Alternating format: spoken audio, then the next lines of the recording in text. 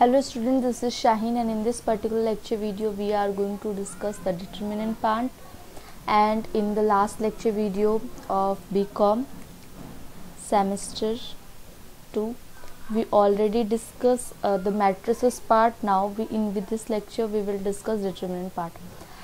First of all determinant होता है क्या है? डिटर्मिनेंट एक स्क्वायर मैट्रिक्स होता है. स्क्वायर मैट्रिक्स भी हो सकता है और डायगोनल मैट्रिक्स भी हो सकता है. किसी भी टाइप का मैट्रिसेस होता है और इन unique number associated with it to derive at the determinant of matrix is written by vertical bars. देखो, जब इस तरीके की रेक्टेंगुलर अरे की फॉर्मेट में लिखा जाता है A11, A12, A13, A21, A23, तो वो आपका कहलाता है मैट्रिसेस. और जब ये डिटर्मिनेंट की फॉर्मेट में हो जाता है, वर्टिकल बार्स की फॉर्मेट में हो जाता है, तो इसको हम डिटर्मिनेंट कहते हैं. अब डिटर्मिनेंट जो होता है उसको सॉल्व करने के कई सारे मेथड होते हैं. सबसे पहले अगर मुझे डिटर्मिनेंट ए निकालना है, जैसे सपोज ये एक मैट्रिसेस दे रखे है, उसके बाद मुझे डिटर्मिनेंट की वैल्यू निकालनी है, तो कैसे निकालूंगी? इस वाले नंबर को इस वाले नंबर के साथ मल्टीप्लाई करूंगी और इस वाले नंबर को इस वाले नंबर के साथ मल्टीप्लाई करूंगी. फॉर एग्जाम्पल आप लोग देख सकते हो, इसको करके दिखाते हैं. 3 को पहले किससे मल्टीप्लाई करेंगे? 7 से. बीच में क्या लगाएंगे? माइनस का सिंबल. और 5 2 जा क्या हो जाएगा? 10. तो 21 minus 10 that is 11 is your answer. अगर 3/3 मैट्रिसेस होती है तो इसको कैसे ट्रीट करते हैं वो हम लोग देखते हैं. सबसे पहले देखो, 2/2 मैट्रिक्स की बात कर ली, 3/3 मैट्रिक्स की बात कर लेते हैं. जैसे कि फॉर एग्जांपल यहाँ पे दे रखा है 2 1 4 1 0 3 4 2 5. तो सबसे पहले मैंने यहाँ से 2 उठाया, फर्स्ट रो और फर्स्ट कॉलम को. तो यहाँ पे बच गया क्या? ये बच गया. क्या क्या बच गया? देखो, ये वाला पार्ट बच गया. सबसे पहले मैंने किसको उठाया? फर्स्ट रो और फर्स्ट कॉलम को. तो ये वाला पार्ट बच गया. तो कितना आएगा इसका? 2 ब्रैकेट में इसको मल्टीप्लाई करेंगे, इसको मल्टीप्लाई करेंगे. कैसे करेंगे? 0 को 5 से करोगे तो 0 माइनस 3 2 जा 6. अभी वाला जो हमने ट्रिक लगाई थी पिछले वाले क्वेश्चन में. फिर हम 1 को चूज करेंगे क्योंकि फर्स्ट रो अब सेकंड कॉलम की बात है. और यहाँ लग जाएगा माइनस. कैसे चलता है? प्लस, फिर सेकंड में माइनस, फिर प्लस. फिर सेकंड में जब मैंने फर्स्ट रो और सेकंड कॉलम को एलिमिनेट कर दिया तो क्या क्या बचा बच्चों? 1 3 4 5. तो 1 5 जा 5 और माइनस 3 4 जा हो गया 12. ठीक है. उसके बाद प्लस का 4, अगेन इस वाले को लेंगे और इस वाले को लेंगे, तो फिर आपकी वैल्यू क्या आएगी? यहाँ पे देखो, यहाँ पे वैल्यू 4 को ले लिया तो यहाँ पे क्या आई? फर्स्ट रो और थर्ड कॉलम कट गया, तो यहाँ पे बचा ये वाला मैट्रिक्स. तो 1 को 2 से मल्टीप्लाई करूंगी तो 2 और 0 को 4 से मल्टीप्लाई करूंगी तो 0. तो इस तरीके से ये सॉल्व हो जाएगा. तो ये 2 को 6 से मल्टीप्लाई किया -12, 5 को 12 से माइनस किया तो ये हो गया माइनस का 7 और -1 तो ये हो गया प्लस का 7 और फिर 4 2 जा ये हो गया बच्चों प्लस का 8. तो 12 प्लस 7 माइनस प्लस माइनस 12 में से 7 गया तो आपका आ गया 5, वो भी माइनस का, प्लस का 8. तो यहाँ पे आपका प्लस का 3 जो हो जाएगा वो होगा डिटर्मिनेंट. अब थोड़ी सी हम प्रॉपर्टीज पढ़ेंगे डिटर्मिनेंट की. होपफुली ये समझ आ गया होगा आपको. और अगर आ गया होगा तो एक क्वेश्चन देती हूँ, वो क्वेश्चन आप लोग as a comment session mention करना कि इसका डिटर्मिनेंट क्या आएगा. 1 2 3 4 5 6 1 1 0. ठीक है. इसका आप लोगों को डिटर्मिनेंट कैलकुलेट करके कमेंट सेशन में मेंशन करना है. नाउ स्टार्ट करते हैं the properties of determinant. Properties of determinant 1 by 1 करेंगे क्योंकि ये थोड़ी सी इंपॉर्टेंट हो जाती है. Not from exam point of view but it is important for your knowledge also. फिर if the row of determinant are change into column. देखो, पूरे को चेंज कर दिया. A11 12 रो था, इन्होंने इसको कॉलम बना दिया. A21 A22 रो था, इसको भी कॉलम बना दिया. अगर तो जो रो को कॉलम बना दे अगर हम सारी की सारी तो कोई दिक्कत ही नहीं है. तो जो डिटरमिनेंट की वैल्यू पहले आ रही थी वो डिटर्मिनेंट की वैल्यू बाद में आएगी.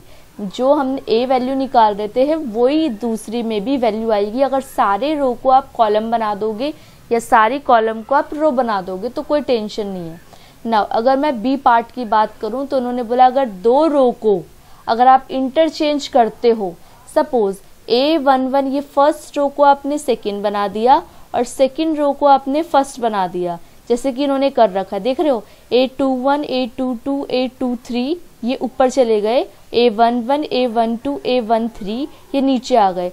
अगर आप ऐसा करते हो, रो या कॉलम को इंटरचेंज करते हो, तो जो डिटरमिनेंट की वैल्यू मान लो 7 आ रही थी पहले, अब वो डिटरमिनेंट की वैल्यू -7 आ जाएगी। चाहे तो आप लोगों को क्लास 12th में ये बहुत डिटेल में दे रखा है, तो उसमें जाके आपको एग्जाम्पल्स भी दे रखे हैं। अगर मैं एग्जाम्पल्स एक एक डिस्कस करूँगी तो वो बहुत ज़्यादा लेंदी वैल्यू आ जाएगी। Next is C. जब सी को मैं सॉल्व करती हूँ तो इसमें लिखा है the determinant of matrix will be 0। 0 कब हो जाएगा? अगर कोई भी दो रो या कोई भी दो कॉलम से हो जाते हैं तो। अगर कोई भी दो रो, देख रहे हो 2 2 2 हो गया, ये 7 7 7 हो गया। अगर तो डिटरमिनेंट सेम हो जाती है मैट्रिक्स, तो जो डिटरमिनेंट की वैल्यू है वो क्या आएगी? आपकी 0 आ जाएगी।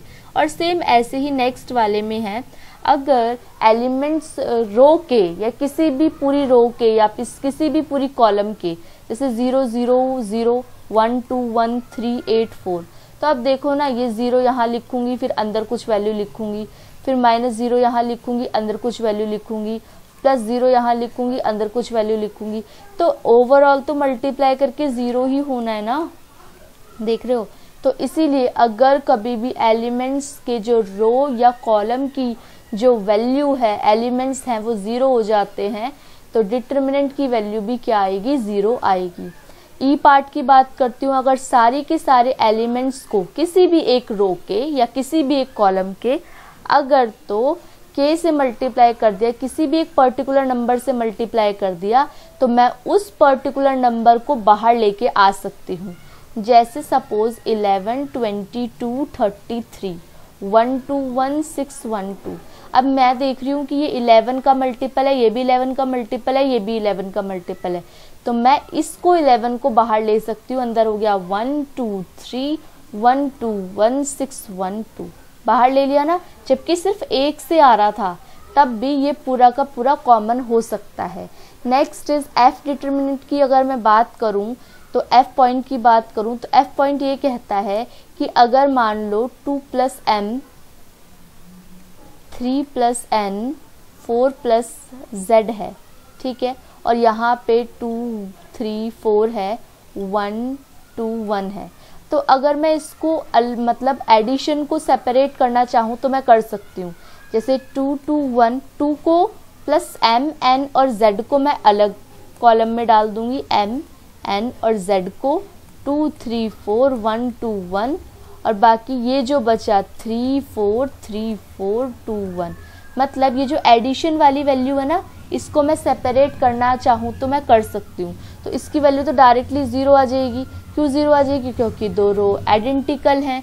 तो दैट इज़ वाई ये समझ लेना कि अगर कभी भी एडिशन हो या इवन सब्ट्रैक्शन भी होगा ना, अगर आप इसको, तब भी आप इसको सब्ट्रैक्ट कर सकते हो, बस बीच में माइनस लगा देना सब्ट्रैक्शन हो, अदरवाइज प्लस लगा देना अगर एडिशन हो, ठीक है। जी जो है, जो नया पॉइंट है जी, इसको आगे बढ़ते हैं। जी जो पॉइंट है उसके अंदर बोल रखा है दोनों का मिक्सचर, E + F का मिक्सचर बोल रखा है जी के अंदर। E + F, एक मिनट मुझे दोबारा चेक करने दो, E और F का ही है ना, हाँ, E में मल्टीप्लाई है और F में प्लस है। तो देख रहे हो आप लोग, यहाँ पे क्या बोल दिया, मल्टीप्लाई भी करके दिखा रहे हैं और प्लस माइनस भी करके दिखा रहे हैं। तो इस सिनेरियो में भी आप ऐसा कर सकते हो, आप ऐसे लिख सकते हो कि मल्टीप्लाई में भी सेपरेट कर दो। पहले तो आप सेपरेट कर दो A11 A21 A31 A12 A13 A21 A23 A22 A23 A32 A33, और आप उसके बाद फिर प्लस करके k के साथ मल्टीप्लाई में k को बाहर लेके, और फिर आप इसको ऐसे ही A1, यहाँ से तो आप कुछ भी नहीं बचेगा, यहाँ से तो चला जाएगा, तो 1 1 1, ठीक है। और यहाँ पे क्या क्या आ जाएगा, A11, A12, A13।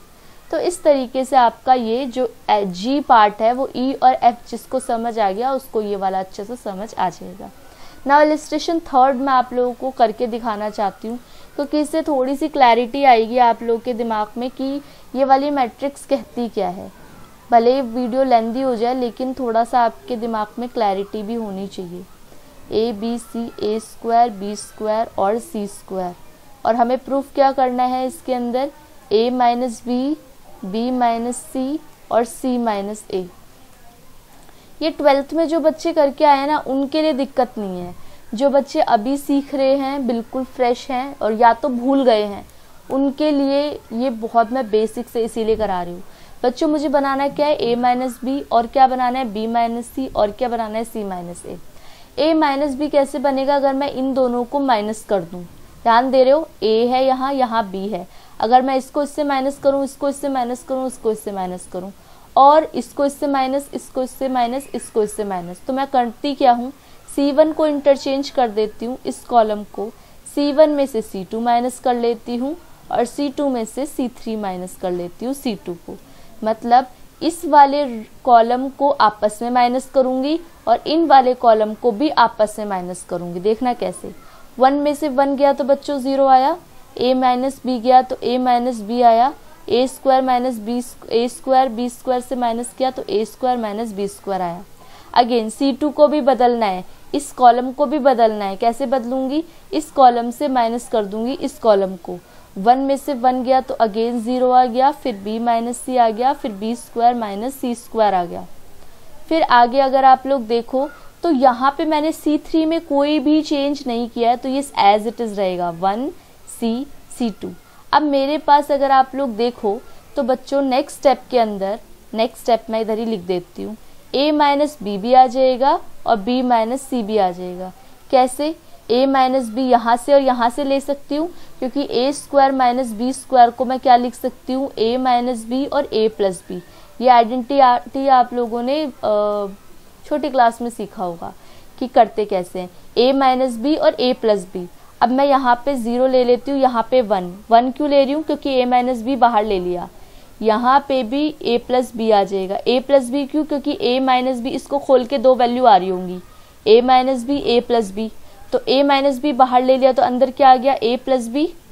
ठीक है, ऐसे ही यहाँ पे 0, यहाँ पे 1 हुआ और यहाँ पे b प्लस सी हुआ।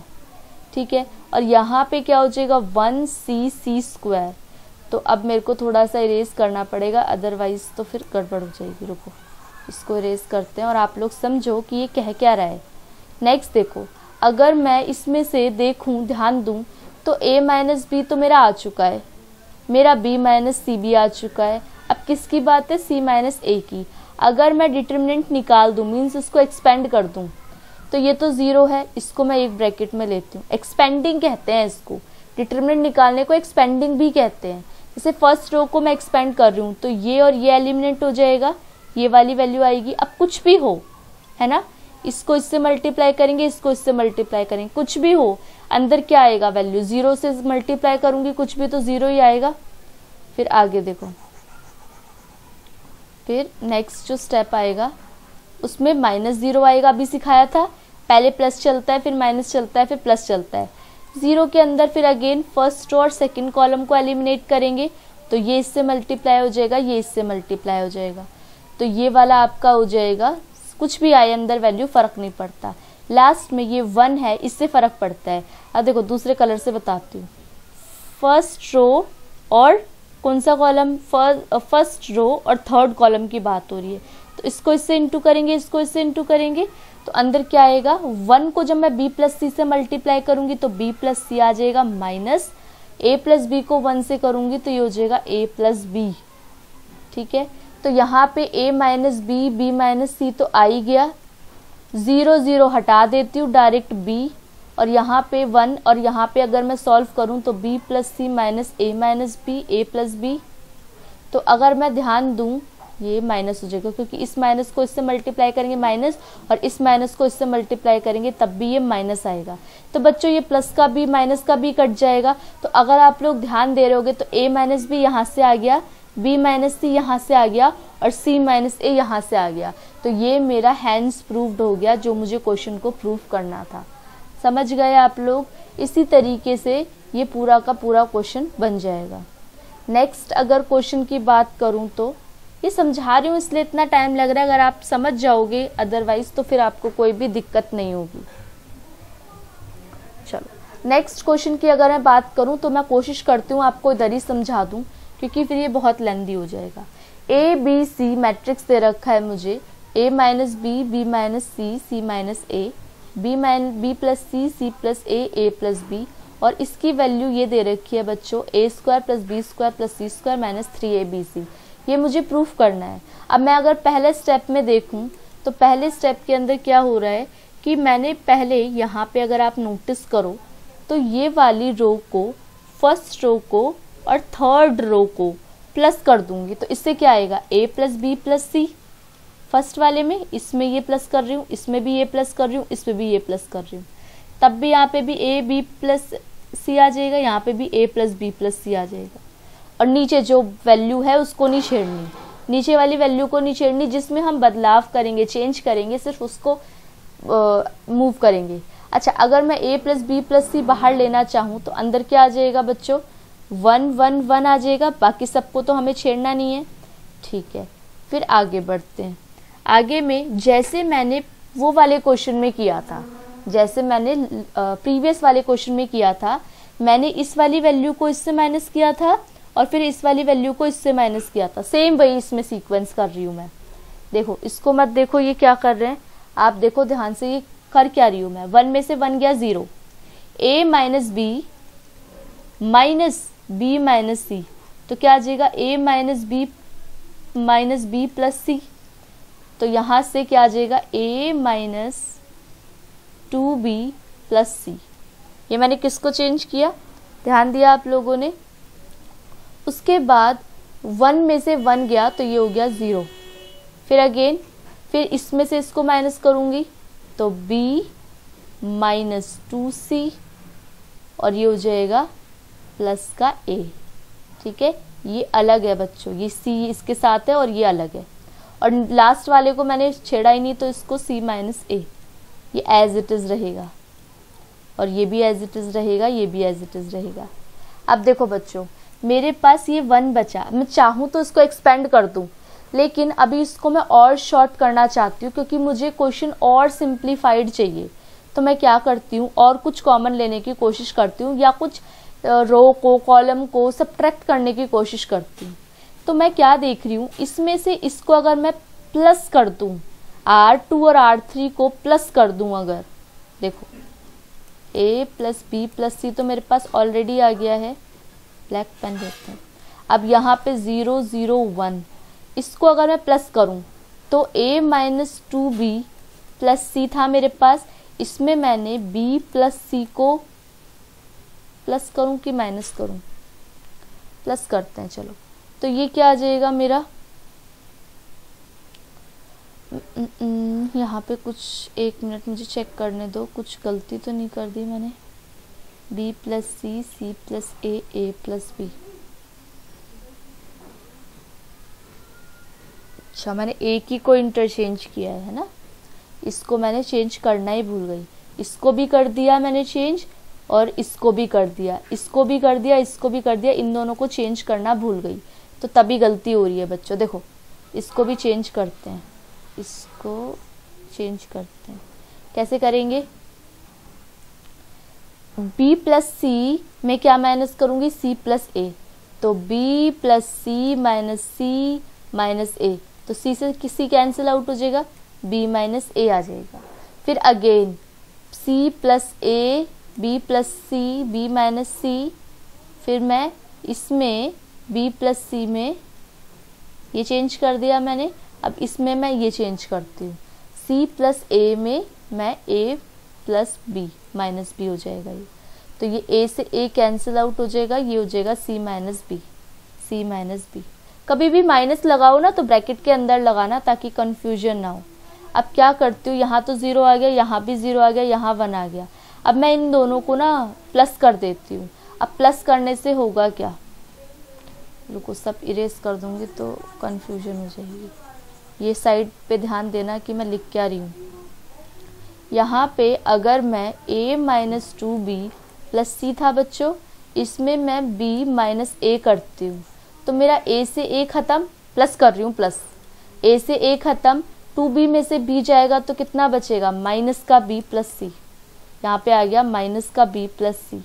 ऐसे ही यहाँ पे भी कर देते हैं, b minus 2c plus a में प्लस करती हूँ c और माइनस कर रही हूँ b, तो b कैंसिल आउट हो गया और ये माइनस c प्लस a, तो ये हो गया माइनस c प्लस a। ठीक है, ये सेकेंड वाला तो आप लिख सकते हो ना, इसको मैंने नहीं मूव किया है तो इसीलिए मैंने इसको चेंज नहीं किया। b minus 2c plus a और c माइनस a, और ये हो गया बच्चों a प्लस b।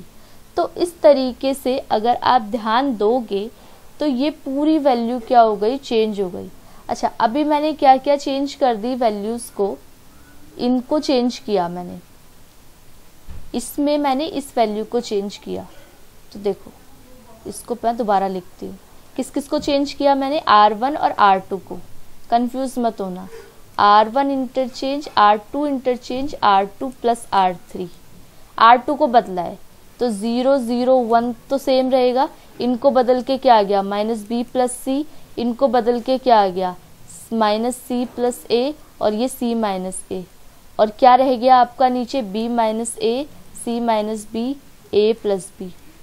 तो अब आपके पास इसको अगर आप एक्सपेंड कर दोगे तो आपके पास फुल एंड फाइनल वैल्यू आ जाएगी, वो भी मैं कर देती हूँ क्योंकि कन्फ्यूजन तो हो रही होगी आप लोगों को जो फर्स्ट टाइम समझ रहे हो। देखो a प्लस बी प्लस सी मेरा बाहर है, इसको मैंने कुछ नहीं किया, ये 0, पहले 0 को लिखूंगी फिर 0 के साथ इन दोनों को मल्टीप्लाई करूंगी, इसको इससे, तो कोई फ़ायदा नहीं है तो इसको एज इट इज़ रहने दो। फिर 0 लिखूंगी, फिर इसमें इसको इंटू करूंगी क्योंकि फर्स्ट रो ये कैंसिल आउट हो जाएगा, इसलिए इसका भी कोई फ़ायदा नहीं है। प्लस 1 लिखूंगी तो क्या चेंज होगा, ये हटेगा और ये हटेगा, तो इसको इससे इंटू करूंगी, इसको इससे इंटू करूंगी। b प्लस सी एक तरफ आ जाएगा, c plus B, c plus B है, उसके बाद c माइनस बी है, c माइनस बी है, उसके बाद क्या करूंगी b माइनस ए और a माइनस सी लिख लूँ या माइनस सी प्लस ए लिख लूँ, एक ही बात है। अब इसको अगर मैं सॉल्व करूंगी तो माइनस बी और सी को करूंगी तो माइनस बी सी हो जाएगा, फिर प्लस का बी स्क्वायर हो जाएगा, प्लस का सी स्क्वायर हो जाएगा, है ना, और ये माइनस का बी सी हो जाएगा। आगे सॉल्व करूंगी तो यहाँ पे प्लस, आगे सॉल्व करूंगी माइनस लगता है ना बीच में, माइनस करो, माइनस ब्रैकेट के अंदर सॉल्व करेंगे, b को a के साथ इंटू करेंगे तो ab हो जाएगा, फिर b को c के साथ करेंगे तो bc हो जाएगा, फिर माइनस a को a के साथ करेंगे तो a स्क्वायर हो जाएगा, और a को c के साथ करेंगे तो माइनस ac हो जाएगा, प्लस का ac। तो जब मैं पूरा ओवरऑल इसको सॉल्व कर दूंगी तो लास्ट में जो मेरे पास वैल्यू आएगी वो आएगी, एक तो देखो ये वाला BC से ये प्लस का BC हो जाएगा, ये कट जाएगा, फिर आपकी a स्क्वायर यहाँ से आ जाएगी वैल्यू, वो भी प्लस की, क्योंकि ये माइनस है, ये माइनस से तो प्लस हो जाएगा, a स्क्वायर आ जाएगा, b स्क्वायर आ जाएगा, c स्क्वायर आ जाएगा, ac आ जाएगा, bc आ जाएगा, ab आ जाएगा, और a plus b plus c तो आपका ऑलरेडी ही आ गया। तो इस तरीके से आपका ये पूरा का पूरा क्वेश्चन हो जाएगा। अभी भी जिसको कन्फ्यूजन है वो मेरे से पूछ सकता है सारी कुछ चीज़ें, और फिर उसके बाद जब a प्लस बी प्लस सी, ये देखो इस तरीके से आ जाएगा आपका, आ गया, इस तरीके से मैंने सॉल्व करा दिया, ये वाला नीचे वाला ये वाला सॉल्व करा दिया, उसके बाद जब आप इसे मल्टीप्लाई करोगे तो आपकी ये वाली वैल्यू आ जाएगी। नाउ नेक्स्ट की तरफ अगर मैं बढ़ूँ तो ये आ गई मेरी प्रॉपर्टीज़ ऑफ टू डिटर्मिनेंट, और टू डिटर्मिनेंट की प्रॉपर्टीज़ के अंदर डिटर्मिनेंट अगर एक वैल्यू सीख लो, डिटर्मिनेंट अगर 0 के इक्वल होता है तो इसको सिंगुलर मैट्रिक्स बोलते हैं, और अगर determinant does not equals to 0 होता है तो उसको नॉन सिंगुलर मैट्रिक्स कहते हैं। डिटर्मिनेंट a को डिटर्मिनेंट b के साथ मल्टीप्लाई करूंगी तो वो डायरेक्ट डिटर्मिनेंट ab भी निकल सकता है।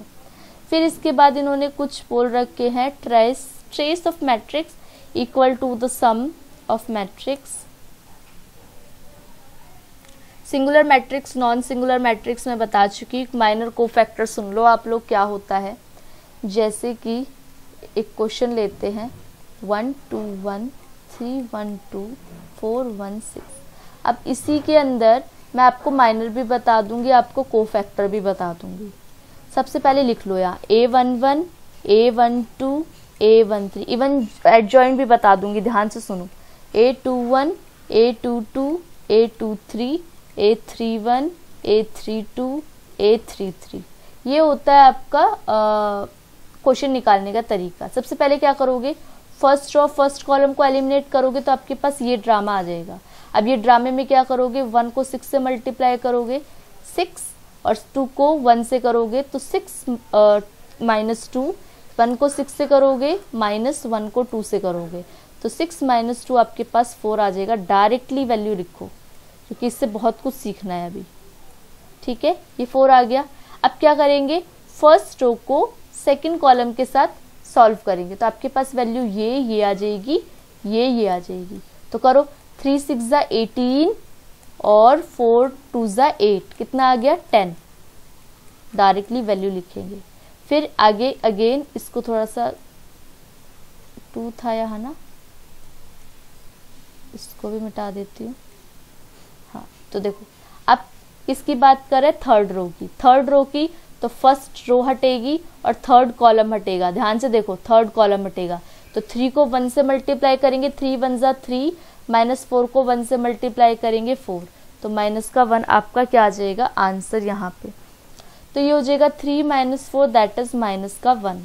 ऐसे ही सेम सेकंड रो और फर्स्ट कॉलम को करेंगे तो क्या क्या वैल्यू आ जाएगी, देखो कंफ्यूज मत होना, इसको मैं मिटा देती हूँ। किसकी बात हो रही है, सेकंड रो और फर्स्ट कॉलम। तो आपके पास देखो कलर ध्यान देना, ये बचेंगे। तो 2 6 12, 2 6 12 और 1 1 1, तो कितना आ गया 12 माइनस 1 दैट इज 11। फिर आप क्या करोगे, सेकंड रो सेकंड कॉलम को, ये सेकंड रो है सेकंड कॉलम है तो क्या बचे बताओ, 1 6 बचा और 1 4 बचा। 6 1 6 माइनस 4 2। अब मैं फिर इसको इरेज करती हूँ, यहाँ 2 था यहाँ 1 था, ठीक है। अब किसको करेंगे, सेकंड रो को और थर्ड कॉलम को, है ना। तो आपके पास वैल्यू आ गई 1 1 1 4 2 8, 1 माइनस 8 कितना होगा बच्चों, माइनस का 7। फिर सेकंड रो और ये हो गया आपका थर्ड रो और फर्स्ट कॉलम। थर्ड रो और फर्स्ट कॉलम को करेंगे तो 2 2 4 माइनस 1, अब समझ गए हो गया, 4 माइनस 1 3। फिर थर्ड रो को सेकंड कॉलम के साथ करूंगी तो क्या आएगी 1 2 2 माइनस 3, मतलब कितनी माइनस का 1। डायरेक्ट लिखो यहाँ पे माइनस का 1। फिर आगे देखो थर्ड रो को किसके साथ करूंगी, कलर चेंज, थर्ड रो को किसके साथ करूंगी, थर्ड कॉलम के साथ। तो आपकी 1 1 1 और 3 2 6, मतलब 1 माइनस 6 दैट इज माइनस का 5। तो इस तरीके से आपके ये निकल आएंगे। अगर डायरेक्टली आप वैल्यू निकालते हो ना तो ये आपके क्या कहलाएंगे, कोफैक्टर, माइनर। उसके बाद माइनर के बाद अगर आप इनके सिंबल चेंज करते हो, सिंबल कैसे चेंज करोगे, अगर तो इनको प्लस करके इवन नंबर आ रहा है, देखो सेम एज इट इज, भूल जाओ इवन ऑड, ये पॉजिटिव, इसका सिंबल बदल दो, जो भी हो, नेगेटिव ये सेम रहेगा, इसका सिंबल बदल दिया जाएगा, ये सेम रहेगा, इसका सिंबल बदल दिया जाएगा, ये सेम रहेगा, इसका सिंबल बदल दिया जाएगा, ये भी सेम रहेगा। दोबारा सुनो, ये सेम रहेगा, मतलब अगर प्लस है तो प्लस, माइनस है तो माइनस, ये सेम रहेगा, सेकंड का सिंबल बदल दिया जाएगा, माइनस है तो प्लस हो जाएगा, प्लस है तो माइनस, ये सेम रहेगा, इसका सिंबल बदल दिया जाएगा, ये सेम रहेगा, इसका सिंबल बदल दिया जाएगा, ये सेम रहेगा, ये इसका सिंबल बदल दिया जाएगा, ये सेम रहेगा। अगर तो आप ऐसा कर देते हो, सिंबल की अदला बदली कर देते हो, तो वो माइनर से कन्वर्ट होके कोफैक्टर बन जाता है। क्या बन जाएगा, कोफैक्टर। और अगर आप कोफैक्टर को इसको एडजॉइंट में लिख देते हो, जैसे कि जगह देखती हूँ मैं, यहाँ पे लिख देती हूँ, मतलब मैट्रिसेस की फॉर्मेट में लिख देते हो इन सारे नंबर्स को, यहाँ पे 4 हो गया, यहाँ पे माइनस का 11 हो गया, यहाँ पे 3 हो गया, फिर यहाँ पे 10 हो गया, यहाँ पे माइनस का 10, यहाँ पे 2 हो गया, यहाँ पे कितना हो गया 1 था ये आई थिंक, देख लेना जो भी था, और यहाँ पे -1 मैं बस समझा रही हूँ, I am just explaining you, और ये हो गया आपका 5। तो इस तरीके से आपकी क्या हो जाएगी, वैल्यूज एडजॉइंट में कन्वर्ट हो जाएगी, समझ लेना। और एडजॉइंट से ही निकलता है इनवर्स। अब बच्चों आप पूछोगे इनवर्स कैसे निकलता है, तो जो आपने अभी डिटरमिनेंट निकालना सीखा है ना, जैसे आपके पास एडजॉइंट निकल के आ गया, आपको पता लग गया एडजॉइंट कैसे निकलता है, आपके पास एक एडजॉइंट है और आपके पास एक वैल्यू का डिटरमिनेंट है, जैसे सपोज 1/2 है, डिटरमिनेंट है 2, तो इनवर्स कैसे निकलेगा, 1/में determinant A into adjoint A. Determinant A को उल्टा कर दो, डिटरमिनेंट ए निकालना सिखाया इस लेक्चर वीडियो में, स्टार्टिंग वाली देख लेना जिसको कंफ्यूजन हो। डिटरमिनेंट ए निकालना सिखा दिया, तो 1/, में डिटरमिनेंट ए कर दूंगी इनटू एडजॉइंट ए कर दूंगी, तो आपका क्या निकल आएगा, आपका इनवर्स कैलकुलेट हो जाएगा। तो एक ही चीज़ से मैंने देखो कितनी सारी चीज़ सिखा दी, और अगर आपको कोई भी कंफ्यूजन हो इसके अंदर तो आप लोग बेझिझक पूछ सकते हो मुझसे कमेंट सेक्शन में। उसके बाद इसको सॉल्व करेंगे, इनवर्स निकालना इसका, जल्दी से इसको सॉल्व करते हैं। जैसे सबसे पहले डिटरमिनेंट ए निकालेंगे, क्योंकि अभी मैंने बोला इनवर्स का फॉर्मूला क्या होता है, 1/, में डिटरमिनेंट ए। डिटरमिनेंट ए कैसे निकालेंगे, 2 4 ज़ा 8 और 3 4 ज़ा 12, 8 में से 12 जाएगा -4, ठीक है। अगर तो डिटरमिनेंट ए 0 के बराबर होता है तो कभी भी इनवर्स नहीं निकलेगा, ये तो 0 के बराबर नहीं है, नेगेटिव हो सकता है चलेगा, पॉजिटिव हो सकता है चलेगा, लेकिन आपकी 0 नहीं होनी चाहिए। तो डिटरमिनेंट ए निकाल ली। एडजॉइंट ए कैसे निकलेगा, एडजॉइंट ए का तरीका मैंने आप लोगों को बता ही दिया, और इसमें तो बहुत ईजी होता है, इन दोनों को बदल दो, इन दोनों को बदल दो और इन दोनों का सिंबल चेंज कर दो, तो इस तरीके से आपका एडजॉइंट ए निकल के आ जाएगा। फिर इन दोनों को आप रख दो, जैसे 1/, में 4 माइनस का 4 और ये वैल्यू आ गई, इनको आप जब मल्टीप्लाई करोगे तो आपका पूरा का पूरा आंसर आ जाएगा। तो इस तरीके से इनवर्स भी कैलकुलेट हो जाता है।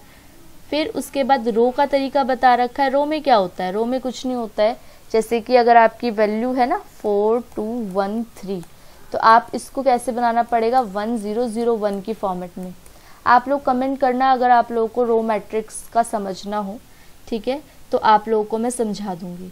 फिर यहाँ पे आपको एक्सरसाइज के अंदर a+b निकालना है, निकाल लोगे, a-b निकालना है, निकाल लोगे, 3 को a से मल्टीप्लाई करना है, 5b से मल्टीप्लाई करना है, तो आप ये कैलकुलेट कर लोगे। इसमें जो भी प्रॉब्लम हो क्वेश्चन में, क्वेश्चन नंबर डायरेक्टली कमेंट करना, मैं नेक्स्ट लेक्चर वीडियो में आप लोग का ज़रूर से सारे डाउट्स क्लियर कर दूंगी। हाँ, इसमें कन्फ्यूज़न होगी सब बच्चों को, इसलिए मैं ये अभी करा देती हूँ, ठीक है, इसको हम डाउट में नहीं डाल रही हूँ, इसमें आप लोगों को डाउट होगा ही होगा, तो इसको मैं बता देती हूँ।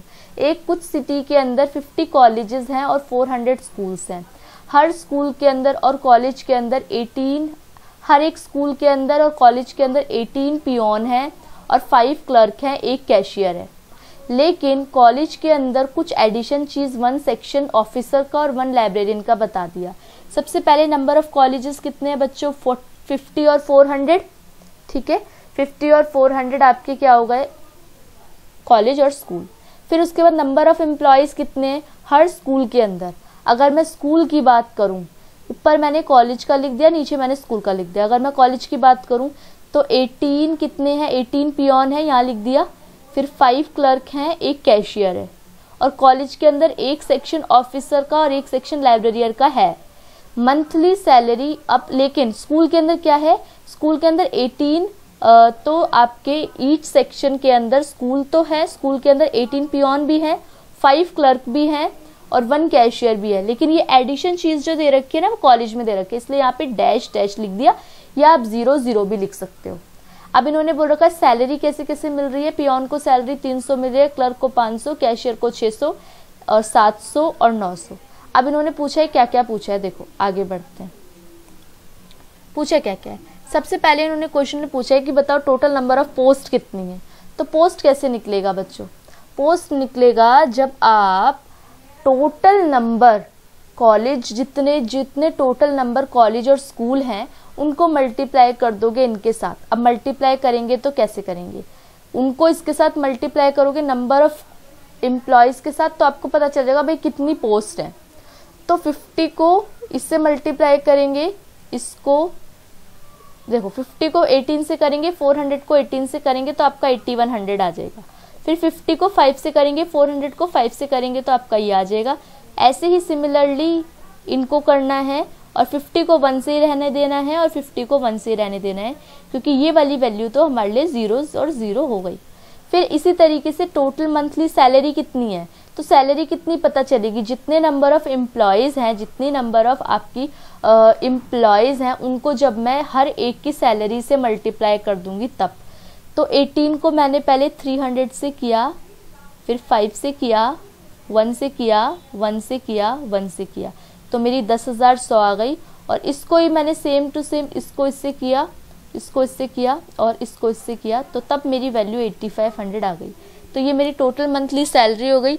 और टोटल मंथली बिल किस तरीके से कैलकुलेट होगा, जितने भी स्कूल और कॉलेजेस हैं उनको जितनी सैलरी मिल रही है वो कर दो मल्टीप्लाई, तो आपको पता चल जाएगा भाई बिल कितने का बनेगा। बिल तो तभी बनेगा ना जब जितने नंबर ऑफ कॉलेजेस हैं और स्कूल्स हैं, कॉलेज और स्कूल्स हैं, उनको आप मल्टीप्लाई कर दोगे हर एक की सैलरी जितनी मिल रही है, और सैलरी हमने कैलकुलेट कर दी है। तो ये वाला जो पोर्शन है उसको इधर मल्टीप्लाई किया, फिर 50 को इससे मल्टीप्लाई किया, 50 को 10,100 से मल्टीप्लाई किया, उसमें प्लस किया, 400 को 8500 से इंटू किया, फिर ऐसे ही ये वाला कर दिया। और जो प्लस करने के बाद वैल्यू आएगी वो आपकी एग्जैक्ट वैल्यू ये आएगी। और मैं ये कैलकुलेट करके देख चुकी हूँ, तो बेफिक्र रहना कि इनकी वैल्यूज़ गलत है, इनकी वैल्यूज़ एक भी गलत नहीं है, बिल्कुल करेक्ट वैल्यूज़ है। ठीक है, तो that is all for this lecture video. बहुत सारी चीज़ें डिस्कशन की और बहुत सारी चीज़ें सीखी आज। आप लोगों को भर भर के डाउट्स होंगे, आई नो, क्योंकि कुछ लोगों के लिए बिल्कुल नया है, तो वो लोग कमेंट सेशन में मेंशन करो। मैं कोशिश करूंगी जितनी क्लैरिटी आप लोगों को दे सकती हूँ दूँ। आप लोगों का काम है कि आप लोग एक तो टेलीग्राम चैनल ज्वाइन कर लो। टेलीग्राम चैनल पे ना जो छोटे छोटे से डाउट्स होते हैं वो तो मैं वहीं पे सॉल्व करा देती हूँ। टेलीग्राम चैनल ज्वाइन कर लो, मैं डिस्क्रिप्शन बॉक्स में उसका मेंशन कर दूंगी। और प्लस चैनल को सब्सक्राइब करो, शेयर करो। एज मोर वीडियो मैं आपको बीच में बिल्कुल इंटरप्ट नहीं करती हूँ आपकी पूरी क्लास देने के बाद। तो आप लोगों की ये रिस्पॉन्सिबिलिटी है, आप ज़्यादा से ज़्यादा लोगों को इस चैनल से जोड़ो, क्योंकि फ्री प्लेटफॉर्म में आपको मैं अपनी तरफ से, मुझे नहीं पता आई एम गिविंग यू 100% और नॉट, बट अपने एंड से मैं आपको पूरी कोशिश कर रही हूँ कि आप लोगों को अच्छे से अच्छा कंटेंट प्लस अच्छे से अच्छी एक्सप्लेनेशन दे सकूँ। बहुत एफर्ट्स लगते हैं, तो आप लोग मुझे ये कोशिश करो, ये बताओ कि फीडबैक दो ज़रूरी, क्योंकि फीडबैक से ही मैं आप लोगों की नेक्स्ट लेक्चर वीडियो उसी के बेसिस पे लेके आऊँगी। नेक्स्ट लेक्चर वीडियो आप लोगों को चाहिए तो आप लोग एटलीस्ट कमेंट्स करके जाना। ओके, अब आप लोगों से नेक्स्ट लेक्चर वीडियो में मिलेंगे। Thank you for watching and be happy.